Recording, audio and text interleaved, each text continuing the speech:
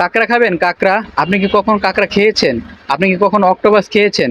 একবার ভেবে দেখুন তো, আপনার খাবারের মেনুতে যদি অক্টোপাস কাঁকড়া থাকে তাহলে কেমন হয়। এখানে আমার এই ভাইটা অক্টোপাস খাচ্ছে, দেখেন হাতের ভিতরে কেমন মাকড়সার মতো দেখা যাচ্ছে।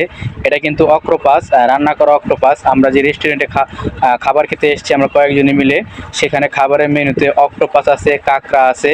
তো একবার ভাবুন তো, ভেবে দেখেন যে আপনার খাবারের মেনুতে অক্টোপাস এবং কাঁকড়া থাকে। এই যে দেখুন আমাদেরকে অক্টোপাস কেটে কেটে দিচ্ছে, ওই যে এটা কিন্তু অক্টোপাস কাটা হচ্ছে। আপনারা বুঝতে পারতেছেন কিনা আমি জানি না, ভালো করে লক্ষ্য করে দেখবেন।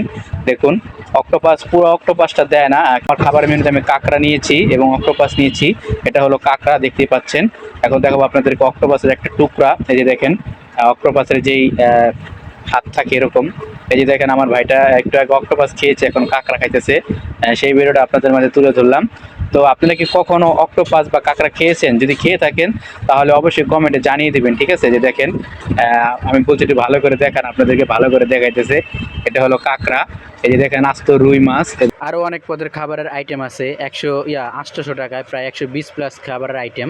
এটা একটা ভিআইপি রেস্টুরেন্ট যাকে বলা হয় বুক। এটা অবস্থিত লালবাগ কেল্লার পাশে।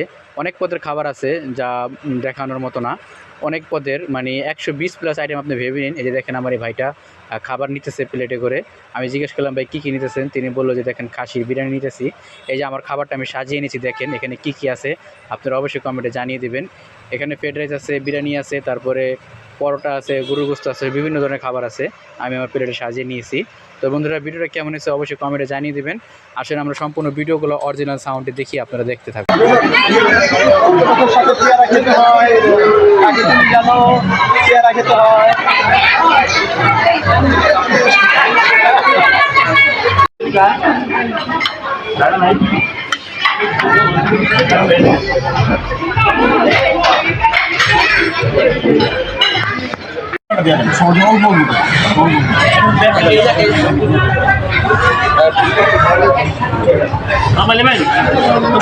খাইছি খাইছি।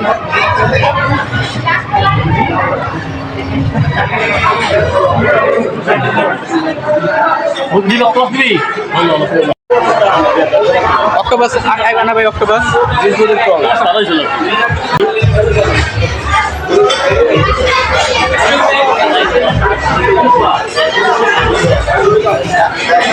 কি?